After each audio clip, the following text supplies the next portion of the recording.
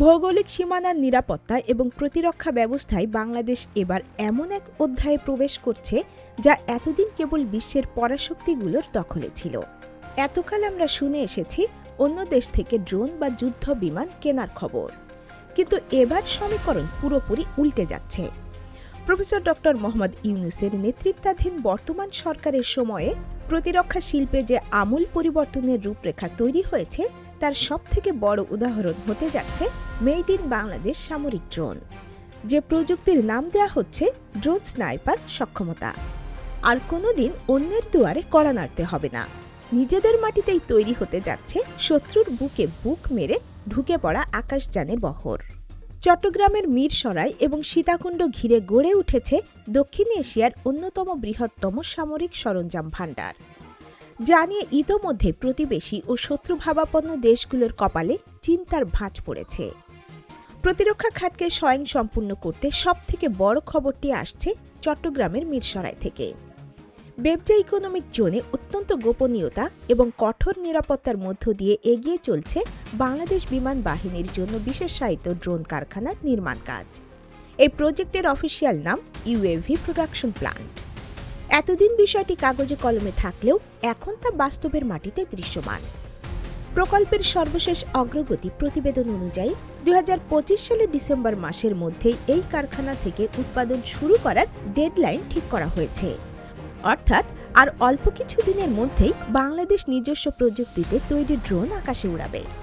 বিদেশি দাতা বা সরবরাহকারীদের উপর নির্ভরতা কমিয়ে আনার যে নীতি বর্তমান সরকার গ্রহণ করেছে, এই কারখানাটি তার প্রমাণ এবং সবথেকে শক্তিশালী বহিঃপ্রকাশ। এই প্রজেক্টটি বাস্তবায়নে প্রযুক্তিগত সহায়তা দিচ্ছে চীন, যা বাংলাদেশের জন্য একটি বিশাল গেম চেঞ্জার। আন্তর্জাতিক প্রতিরক্ষা বিশ্লেষকদের মতে চীন শুধুমাত্র ড্রোন বিক্রি করছে না, বরং তারা প্রযুক্তি হস্তান্তর বা টেকনোলজি ট্রান্সফার করছে।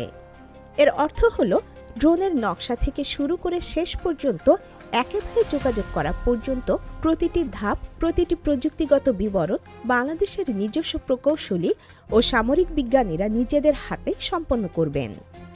মিরসরাইয়ের এই কারখানায় তৈরি ড্রোনগুলো শুধুমাত্র নজরদারির জন্য সীমাবদ্ধ থাকবে না।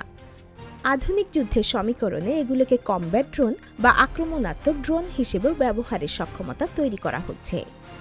যখন কোনো দেশ নিজস্ব কারখানায় সামরিক সরঞ্জাম তৈরি করে, তখন যুদ্ধের সময় গোলা বারুদ বা স্পেয়ার পার্টসের জন্য তাকে অন্য দেশের দয়ার উপর নির্ভর করতে হয় না।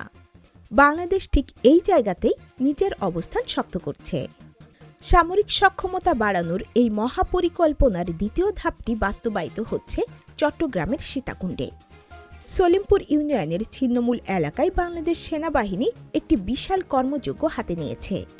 স্থানীয় ভূমি অফিস এবং জেলা প্রশাসনের তথ্য অনুযায়ী সেখানে সামরিক সরঞ্জাম তৈরির একটি পূর্ণাঙ্গ কারখানা স্থাপনের জন্য প্রায় 800 একর জমি অধিগ্রহণের কাজ চূড়ান্ত পর্যায়ে রয়েছে। সীতাকুণ্ডের এই লোকেশনটি কৌশলগতভাবে অত্যন্ত গুরুত্বপূর্ণ। ঢাকা চট্টগ্রাম মহাসড়কের পাশে এবং সমুদ্র বন্দরের কাছাকাছি হওয়ায় কাঁচামাল পরিবহন এবং তৈরি পণ্য দ্রুত সরবরাহ করা অনেক সহজ হবে। সেনাবাহিনীর এই নতুন প্রজেক্টটি মূলত ভারী সামরিক সরঞ্জাম এবং ড্রোনের জন্য প্রয়োজনীয় গ্রাউন্ড কন্ট্রোল স্টেশন তৈরির কাজে ব্যবহৃত হবে বলে ধারণা করা হচ্ছে। প্রফেসর ইউনূসের সরকার ক্ষমতায় আসার পর থেকে প্রযুক্তি নির্ভর এবং জ্ঞানভিত্তিক সমাজ গড়ার যে ডাক দিয়েছেন তা এখন প্রতিরক্ষা খাতেও প্রতিফলিত হচ্ছে। সীতাকুণ্ড এবং মিরসরাইয়ে এই দুইটি প্রজেক্ট মিলিয়ে চট্টগ্রাম অঞ্চলটি হতে যাচ্ছে বাংলাদেশের ডিফেন্স ইন্ডাস্ট্রিয়াল করিডোর। এখানে তৈরি হওয়া ড্রোনগুলো আধুনিক মাল্টি রোবট প্রযুক্তির হবে, যা নিখুঁতভাবে লক্ষ্যভেদ করতে সক্ষম। শত্রুপক্ষের রাডারে ধরা না পড়ে 1000 ফুট উপর থেকে নিচুর অবস্থানে থাকা টার্গেট লক করা এবং প্রয়োজন অনুযায়ী হামলা চালানোর সক্ষমতা এই ড্রোনগুলোর থাকবে। সামরিক পরিভাষায় একেই বলা হচ্ছে সাইলেন্ট কিলার বা ড্রোনের ভাষায় স্নাইপার অ্যাটাক। সীমান্তে কোনো প্রকার অনুপ্রবেশ বা উস্কানি দেখা মাত্রই পাইলটবিহীন এই যানগুলো সেকেন্ডের মধ্যে কাউন্টার অ্যাটাক করতে পারবে।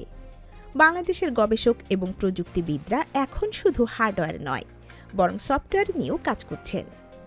ড্রোন পরিচালনার জন্য যে হাই অ্যান্ড মনিটরিং সিস্টেম প্রয়োজন তা দেশীয় সফটওয়্যার ইঞ্জিনিয়ারদের মাধ্যমে ডেভেলপ করার পরিকল্পনা নেওয়া হয়েছে। বিদেশি সফটওয়্যার ব্যবহার করলে তথ্যের গোপনীয়তা ফাঁসের ঝুঁকি থাকে। সেই ঝুঁকি এড়াতে নিজস্ব এনক্রিপ্টেড নেটওয়ার্ক তৈরি করা হচ্ছে। বাংলাদেশ প্রকৌশল বিশ্ববিদ্যালয় এবং অন্যান্য প্রযুক্তি প্রতিষ্ঠানের মেধাবী শিক্ষার্থীদের এই প্রজেক্টগুলোর সাথে যুক্ত করার প্রক্রিয়া চলছে। এর ফলে একদিকে যেমন মেধা পাচার রোধ হবে, অন্যদিকে দেশের প্রতিরক্ষা ব্যবস্থা হবে হ্যাকপ্রুফ। আকাশসীমার নিরাপত্তা নিশ্চিত করতে এই ড্রোনগুলো ২৪ ঘন্টা বর্ডারে পেট্রোলিং করতে পারবে, যা মানুষের পক্ষে সব সময় সম্ভব হয় না। এই উদ্যোগের ফলে অর্থনৈতিকভাবেও বাংলাদেশ বিশাল এক লাফের অপেক্ষায়। প্রতি বছর সামরিক সরঞ্জাম আমদানি করতে বাংলাদেশকে হাজার হাজার কোটি টাকার বৈদেশিক মুদ্রা খরচ করতে হয়। মিরসরাই এবং সীতাকুণ্ডের কারখানা চালু হলে এই বিপুল পরিমাণ অর্থ দেশের ভেতরেই থেকে যাবে। এমনকি ভবিষ্যতে বাংলাদেশ এই ড্রোনগুলো বন্ধু প্রতিম দেশগুলোতে রপ্তানি করে বৈদেশিক মুদ্রা আয়ের নতুন খাত তৈরি করতে পারবে। তুরস্ক যেমন তাদের বাইরাক্তার ড্রোন দিয়ে বিশ্বজুড়ে নাম কামিয়েছে এবং অর্থনীতিকে শক্তিশালী করেছে, বাংলাদেশও সেই একই পথে হাঁটছে। বর্তমান অন্তর্বর্তীকালীন সরকারের স্বচ্ছতা এবং দুর্নীতিমুক্ত প্রশাসনিক কাঠামোর কারণে এই প্রজেক্টগুলো নির্ধারিত বাজেটের মধ্যেই এবং নির্দিষ্ট সময়ে শেষ হবে বলে আশা করা যাচ্ছে। প্রতিরক্ষা খাতের এই উন্নয়ন কেবল যুদ্ধের প্রস্তুতির জন্য নয়, এটি দেশের সার্বভৌমত্ব রক্ষার একটি শক্তিশালী বার্তা। যখন কোনো দেশের হাতে নিজস্ব উৎপাদন ব্যবস্থা থাকে, তখন তার কণ্ঠস্বর আন্তর্জাতিক মহলে অনেক বেশি জোরালো হয়। এতদিন যারা বাংলাদেশকে দুর্বল ভেবে সীমান্তে স্পর্ধা দেখাতো, তাদের জন্য এই খবরটি নিঃসন্দেহে আতঙ্কের।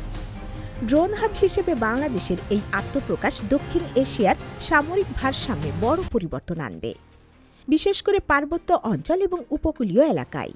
যেখানে সাধারণ টহল দেওয়া কঠিন, সেখানে এই দেশীয় ড্রোনগুলো হবে অতন্দ্র প্রহরী। দুর্গম পাহাড়ে সন্ত্রাসীদের আস্তানা শনাক্ত করা কিংবা সমুদ্র সীমায় অবৈধ অনুপ্রবেশকারী জাহাজ চিহ্নিত করা, সবই হবে এখন নিমিষে।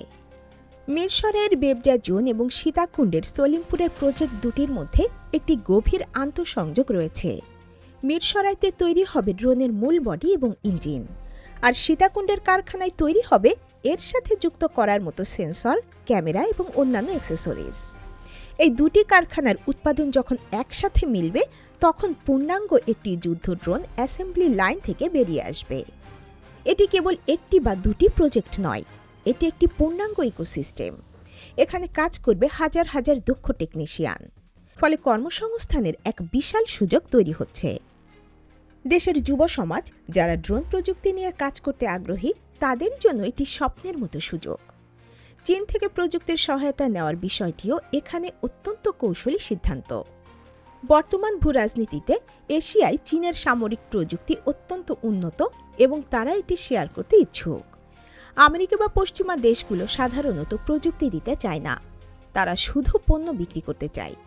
কিন্তু বাংলাদেশ এই চুক্তির মাধ্যমে নিশ্চিত করেছে যে আমরা শুধু মাছ কিনব না, মাছ ধরা শিখব।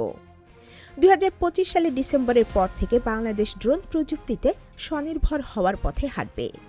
এর ফলে কোনো অবরোধ বা নিষেধাজ্ঞার ভয় বাংলাদেশকে কাবু করতে পারবে না। নিজস্ব সক্ষমতা থাকার কারণে বাংলাদেশ তার পররাষ্ট্র নীতিতে আরও স্বাধীনভাবে সিদ্ধান্ত নিতে পারবে। মিরসরাই এবং সীতাকুণ্ডের এই দুটি প্রজেক্ট সম্পন্ন হলে বাংলাদেশ বিশ্বের বুকে মাথা উঁচু করে দাঁড়াবে। শত্রুরা জানবে যে জাতি যখন নিজেদের অস্ত্র নিজেরা বানাতে পারে, তাদের সাথে লড়াই করা মানে নিশ্চিত পরাজয় ডেকে আনা।